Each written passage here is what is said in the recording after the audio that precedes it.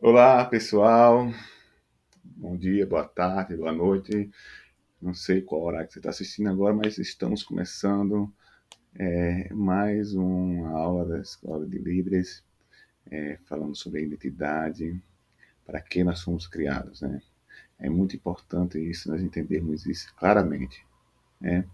E na aula passada, mas nós estávamos falando, não concluímos, na verdade, né? O tempo estourou, mas estávamos falando sobre as recompensas de termos intimidade com Ele, de entendermos quem, quem somos para Ele, entendemos que cada posição que entendemos a qual para Deus nos temos chamado, Ele dá acesso a cada título que recebemos da parte de Deus para qual fomos chamados, dá acesso a recompensas poderosas na presença dele, né? Falamos dessas recompensas, um pouco delas, né? Da alegria, dos segredos, do deleite, né? Da parceria que devemos estar com Ele, dos segredos que estamos com Ele, né? Na página aí 8 aí, os segredos que podemos estar com Ele, que em Salmos 25, verso 14, diz que os segredos do Senhor são para os que temem. Na verdade, é mais uma coisa que é certa, eu creio que essa geração é uma geração que vai conhecer profundamente. Deus está levantando uma geração que vai conhecer profundamente os conselhos, os segredos de Deus. Vai ser guiada, dirigida, realmente, de fato, uma intimidade tão profunda. Nós entenderemos tão bem quem somos para Deus, e que os títulos que nós recebemos de Deus, os acessos que Ele nos garante, que Ele nos dá, ao ponto de usufruir de uma forma abundante, e isso trazendo à tona as revelações mais profundas que estão no íntimo do coração do Pai, para mim, para a tua vida. Amém? Então, concluindo aqui, né? Ele tem outros deleites aí, que só outras recompensas desse aí, para concluir rapidamente aquela aula, né? Que é o acalentar, a igreja purificada ao experimentar o coração de Jesus, que é nutre, acalenta, né?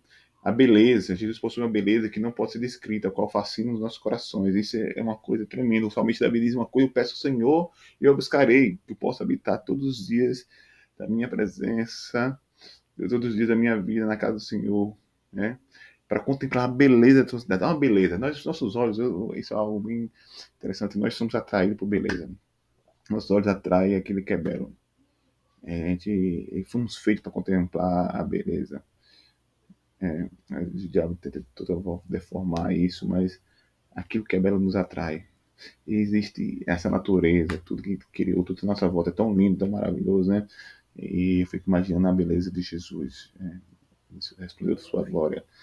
Então isso, com certeza, ele supera qualquer coisa bela que está ao nosso redor, certo? E falando sobre isso, afeições apaixonantes, nós desfrutaremos, uma das recompensas também, afeições apaixonantes, né? O topo H, tipo H aí da, dos 5, H, afeições apaixonantes. Jesus é um noivo que tem afeições apaixonantes e desejos ardentes pelo seu povo, né? Ele, em João 15:9, ele fala algo interessante. Ele diz assim: como o Pai me amou, assim eu os amei. Então, como o Pai ama Jesus, Jesus nos ama. Sabe que o amor de Pai é pleno, principalmente o amor de Pai é pleno pelo seu filho, né? É algo formidável, mas só que essa mesma intensidade ele nos ama. Então, é uma paixão, um desejo por nós, assim como o Pai deseja o Filho, deseja Jesus, né? Então, amados, é, praticamente era isso, mas trazendo, encerrando isso aí, essa aula 2 e começando agora, dando continuidade nessa aula 3, certo? Para a gente venha com o tempo, nos aprofundar. E tem como tema essa aula 3 a natureza de Deus, né? Encerrando aquela entendendo quem você é, e falando dos últimos tópicos do que fala sobre as recompensas de termos intimidade com Jesus, de nós entendermos os títulos e usufruir do que o acesso que ele dá a gente, né, que a cada um de nós, né, esse título de filho de Deus, de noiva de Cristo e tal. Ele destacou principalmente o título de noiva de Cristo, e nós vamos entender um pouco sobre a natureza de Deus, né? Natureza de Deus. É interessante, amado, porque de fato é uma pergunta: quem é Deus? Como é Deus, né? O que motiva Deus? Qual a sua personalidade na essência? Qual a sua essência, né? É, é, Deus, que é aquele que não teve início, aquele que tem tudo, aquele que está sob controle de tudo, que criou tudo, de fato, qual é a sua natureza, de fato, como ele toma as suas decisões, que ele baseia. Né? Existem vários atributos, ele é onisciente, é onipresente, é onipotente. O que é isso? Ele é onisciente, sabe todas as coisas, ele é onipresente, está em todo lugar, e ele é onipotente, é o Deus Todo-Poderoso. Mas, de fato, o que motiva, o que ressaça, que se baseia todas as suas decisões, né? É algo que precisamos entender, queridos. Primeiro aí, pode entender que a natureza de Deus é amor, resumindo, é amor. Mas como isso, pastor? Eu não posso explicar isso direito, de uma forma mais clara. É o amor. O amor. Mas, antes de tudo, nós devemos entender que Deus não é como nós. Apesar de nós sermos feitos em mais semelhança a ele, mais semelhança dele, mas ele não é como nós. É, é um ser divino, é diferente. Nós somos humanos e ele é divino. A gente não pode correr o risco de cair nesse engano, né? Que nós somos igual a ele por ter sido feito a imagem e semelhança a ele. Mas é claro que temos essência, temos semelhança dele, mas não somos como ele. É, e sua natureza é distinta da nossa. Por essa razão, o seu amor é divino. Deus, Deus e seu amor são totalmente diferentes. Portanto, Deus e seu amor são totalmente diferentes. Portanto, devemos estar cientes e ter entendimento, amados, ter entendimento a respeito da sua realidade, né? Então, queridos, precisamos entender isso, né? O que motiva Deus? Eu fico perguntando, poxa, Deus é uma coisa que mais me fascina em Deus é que é um Deus tão grande, tão poderoso, que tudo está nas suas mãos. Ele não necessita de nada, não depende de nada de nós, mas ele nos ama, nos deseja, ele compartilha tudo aquilo que ele é com, conosco. Isso é fascinante, amados, né? Em João capítulo 1 João 3, verso 1 diz assim, olha só como é, olha só a diferença. Vede quão grande amor nos tem concedido o Pai, que fôssemos chamados filhos de Deus. Por isso o mundo não nos conhece, porque não conhece a Ele. Então, quão grande é esse amor? Quão grande, quão diferente, quão maior, quão esplêndido é esse amor que Deus tem nos concedido, né? Então, essa é uma revelação, já mostra totalmente é, a distância de Deus, assim, de Deus para nós, nossas vidas. Não que ele faça diferença nisso, mas como é algo que está muito mais acima que cada um de nós, né?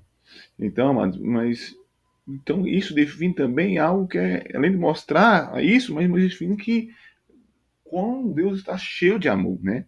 Na verdade, a natureza, tudo isso se motiva, o que motiva ele é o amor. O que baseia suas decisões é o amor. Porque, amado, é, qual a diferença? Nós tomamos decisões baseadas em coisas sobre razão, mas Deus ele baseia as coisas dele em relação ao amor que ele tem por mim, por você, por toda a criação, né? Por tudo que ele fez, né? Então, a natureza de Deus é amor. Acompanhando a apostila aí, é o amor. A definição do amor é relacionamento. Apenas podemos entender de maneira correta os propósitos eternos de Deus e a forma com que ele nos vê em um contexto do paradigma de relacionamento de Deus. Então, para entender, amados, o propósito eterno de Deus, a forma como ele nos vê é só nesse contexto de amor. Ok, amados, a gente não, de fato, diante das nossas limitações, é difícil compreender realmente a natureza de Deus, os propósitos de Deus, se a gente não tiver o conhecimento do amor, desse sentido de amor dele. Em 1 João capítulo 4, 8 diz assim, aquele que não ama não conhece a Deus, porque Deus é amor. Deus é amor. Deus é amor. E isso, de fato, é a essência dele. E no João, isso João 4, 8, em 1 João 4, 8, 1 João 4, 16 diz assim, e nós conhecemos e cremos no amor que Deus nos tem. Deus é amor, e quem está em amor está em Deus, e Deus nele. Então, amados, isso mostra que mais ainda a importância de entendermos essa natureza de Deus, de conhecermos essa natureza de Deus. Essa natureza que em sua em definição, em resumo, se resume uma palavra poderosa. Essa palavra que o Terry que fez uma conferência agora na época do carnaval, a conferência antes foi baseada sobre isso, mergulhados no amor. Esse que o amor é o que move o trono de Deus. É o amor que move o trono de Deus. É o amor que mexe, que baseia em tudo. Ele não precisa mais de amor, porque ele é o próprio amor, certo? É interessante, queridos, porque é a religião como chama, entre aspas, né? O cristianismo é a única religião denominada aí religião que fala de Deus de amor.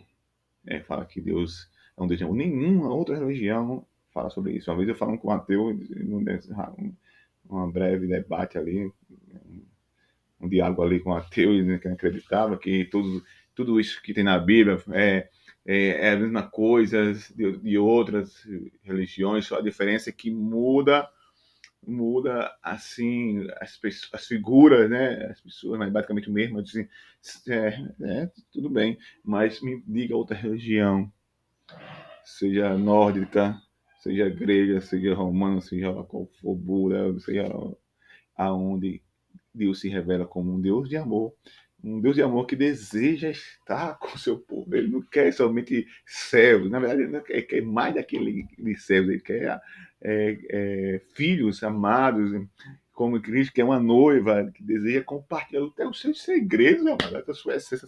Isso é poderoso para nossas vidas, né? Isso é poderoso. Deus habita para sempre em um relacionamento de amor com a Trindade. E isso satisfaz profundamente. Então, isso mostra, amado, o filho ama o pai ama o filho. Né? Em João 5:20 diz assim, porque o pai ama o filho e mostra tudo o que faz, e ele mostrará minhas maiores obras do que essa, para que vos maravilheis. Então, Deus somente nos ama, não é porque ele é carente de amor, mas o pai, o filho, a trindade, ele habita em amor. Na verdade, Deus ele decidiu compartilhar a sua essência, a sua natureza com a humanidade, com a sua criação, aquilo que ele tem de melhor, que é o amor. Pronto, Deus decidiu compartilhar aquilo que tem de melhor, que é o amor, né? O objetivo maior de que qualquer coisa, querido, que nós podemos ter em nossas vidas é amar a Deus. Então, ele, quando decide compartilhar isso, ele cativa isso, ele desperta isso, aflora isso dentro de nós, né? Para que a gente, de fato, venha se voltar para ele em amor. Em João capítulo 14, 31 diz assim, mas para que o mundo saiba que eu amo um Pai, e o que eu faço como o Pai me mandou, levantai-vos e vamos daqui. Então, nesses dois capítulos, desses livros, desses versos, João 5 e 20, João 14, 31, mostram o Pai, Jesus falando do amor do Pai que tem por ele, e no outro mostra que Jesus, quando Jesus ama o Pai. Então é um relacionamento de amor que se completa, que eles se desfrutam, que eles são plenos nisso, amado.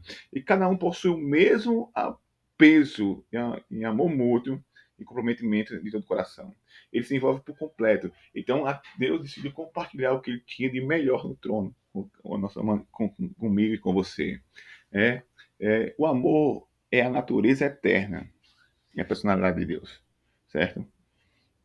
Não é algo que ele faz, e sim o que ele é. Não é algo que Deus faz, e simplesmente o que ele é. Fonte de desejo que desjorra de eternidade a eternidade. Desejo, desejo implica no querer, mas não na falta de algo. Não é porque está faltando algo, é somente decisão. É somente uma decisão. E como eu sempre a gente ensina, um amor é uma decisão.